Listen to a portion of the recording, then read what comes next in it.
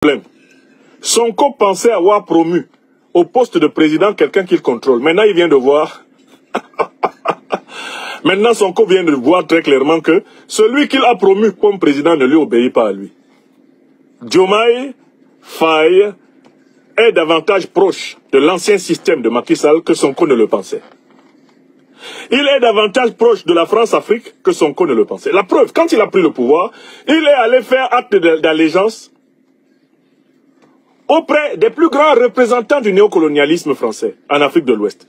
Et le plus grand de tous, c'est Ouattara. Diomaye est allé en Côte d'Ivoire et il a prononcé des éloges à Ouattara, qui est pourtant un ennemi de la démocratie, un ennemi du pluralisme, un ennemi de la bonne gouvernance. Le jour où Diomaye est allé le faire, j'ai su que le Sénégal allait connaître une crise à la direction de ces terres. Une crise féroce. Deuxième élément de la crise. À peine arrivé au pouvoir, on s'est rendu compte que certains ministres du gouvernement n'obéissaient pas au Premier ministre Ousmane Sonko. Et on le sait par des déclarations publiques du Premier ministre Ousmane Sonko. Ces propos ciblaient le ministre de la Défense, qui est un officier issu de la tradition france-africaine, qui est sorti de la cuisse du néocolonialisme français à l'ONU, le général Biram Diop. Sonko peut parler ici, ça sort de l'autre côté. Il n'écoute pas. Ousmane Sonko s'est plaint du ministre de la Justice, en disant que celui-ci ne lui obéissait pas, faisait de la désobéissance dans le gouvernement. Mais à qui obéit-il? Au Sénégal, le maître pendant longtemps, c'est le néocolon français et ses exécutants. Donc le ministre de la Justice, même catégorie que le ministre de la Défense. Troisième ministre dont Sonko s'est plaint, le ministre de l'Intérieur. Sonko dit non, ces gens-là, ils ne m'obéissent pas. Mais à qui obéissent-ils? Mais ce sont des ministres régaliens. Quatrième personnage dont Sonko s'est plaint implicitement, le ministre des Affaires étrangères. Ça fait quand même les 4 ministres régaliens du Sénégal qui ont été pris en flagrant délit de désobéissance au Premier ministre. Ministre de la Défense, ministre des Affaires étrangères, ministre de la Justice, ministre de l'Intérieur.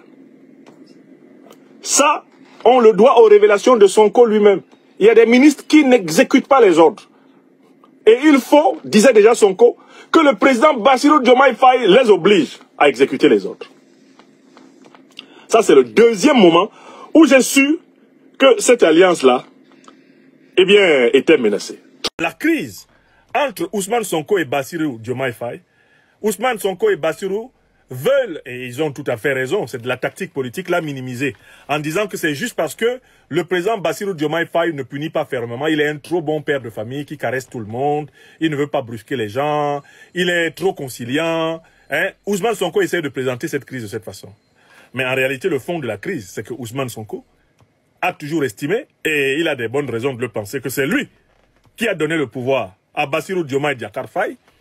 Et autour de Bassirou Diomaye Diakhar Faye, les néocolonialistes français et leurs représentants au Sénégal n'arrêtent pas de mettre dans sa tête: tu ne dois pas le pouvoir à Sonko. Waouh, waouh. Tu es le président de la République, c'est toi qui commandes. Sonko n'est rien dans ce pays-là. S'il continue, tu le fous en prison.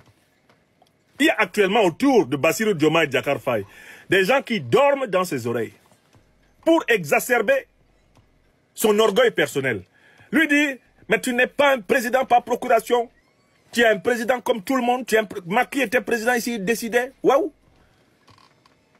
Abdoulaye Wade était président et décidait. Toi, tu n'es pas un demi-président. Vous voyez les conseillers toxiques, non? Manipulés par la France-Afrique, instrumentalisés par la France-Afrique, ils sont dans les oreilles de Bassirou. Et le profil bas de Bassirou Diomaye Diakhar Faye, alors qu'on attaque Sonko, a pour but d'affaiblir Sonko.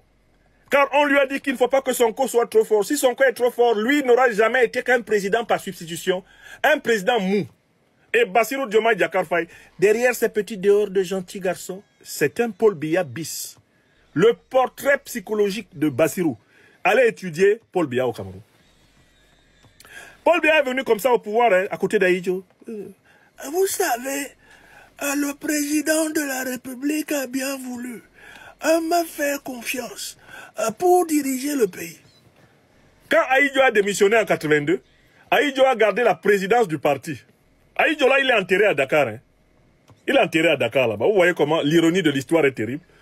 Il a conservé la présidence du parti, l'Union nationale camerounaise, et il a laissé Biya prendre la tête de la présidence de la République, mais c'était sous injonction de la France.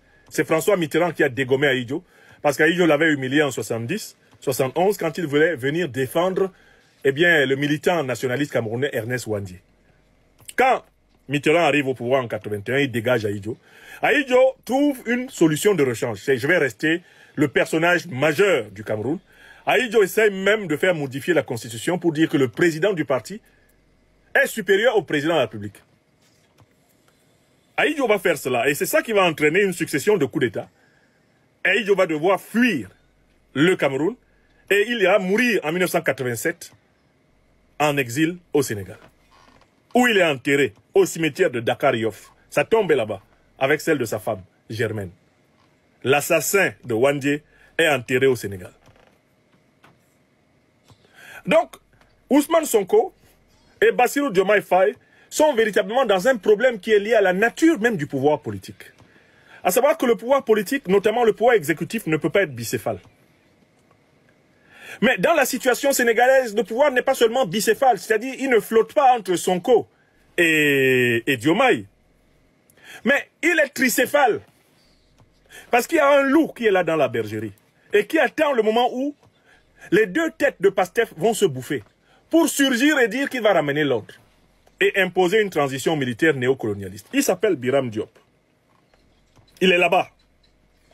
Lui, tout le temps que Bassirou et Sonko vont se bouffer, c'est lui qui se renforce. Et au prétexte de ramener l'ordre, il peut surgir à Dakar à tout moment et dire que non.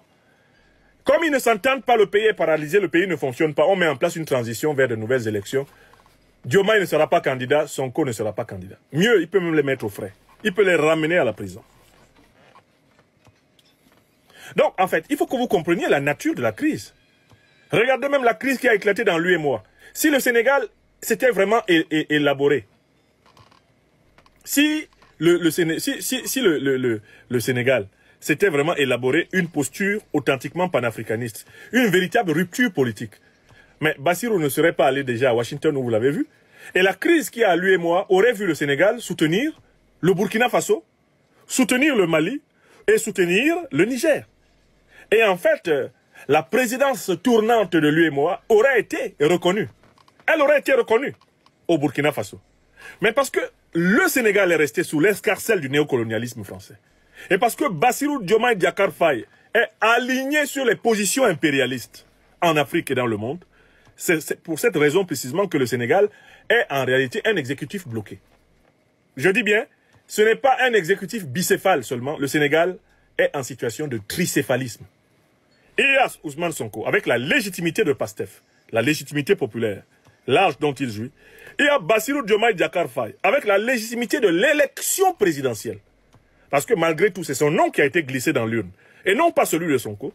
Et puis, il y a Biram Diop qui est en embuscade, avec le soutien des maîtres france-africains et des impérialistes américains.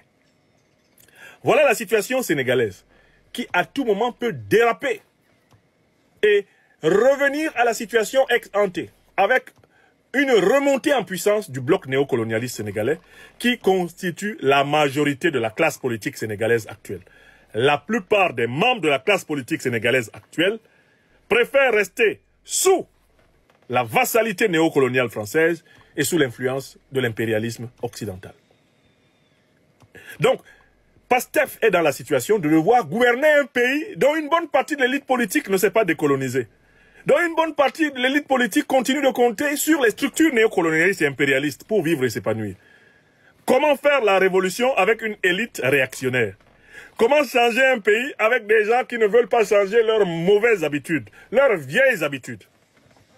Voilà l'impasse dans laquelle se trouve le Sénégal.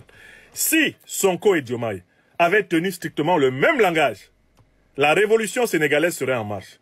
Mais comme ils tiennent un langage double, que j'ai appelé l'aventure ambiguë, comme l'un comme l'autre ont des inconsistances entre la parole d'engagement qui les a conduits au pouvoir et la parole d'exercice du gouvernement, ils sont malléables, friables et cassables par la vieille garde néocolonialiste, la vieille garde impérialiste qui les guette au courbon pour les frapper secs et reprendre le Sénégal pour l'enraciner dans la France-Afrique qu'il n'a toujours pas quittée.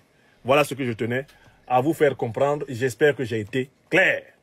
Alors, vous êtes à Douala au Cameroun et vous souhaiterez mettre votre domicile, votre entreprise entre les mains d'une entreprise de sécurité privée professionnelle disposant des agents de sécurité entraînés. Alors, voici la solution à votre problème. Contactez rapidement la société Sunshine Security Service qui se chargera de mettre à votre disposition du personnel entraîné, formé et professionnel qui se chargera de sécuriser vos biens et personnes 24 heures sur 24. Le lien est dans la barre de description. Les numéros s'affichent à l'écran. Contactez-les et vous aurez rapidement un devis estimatif selon votre site.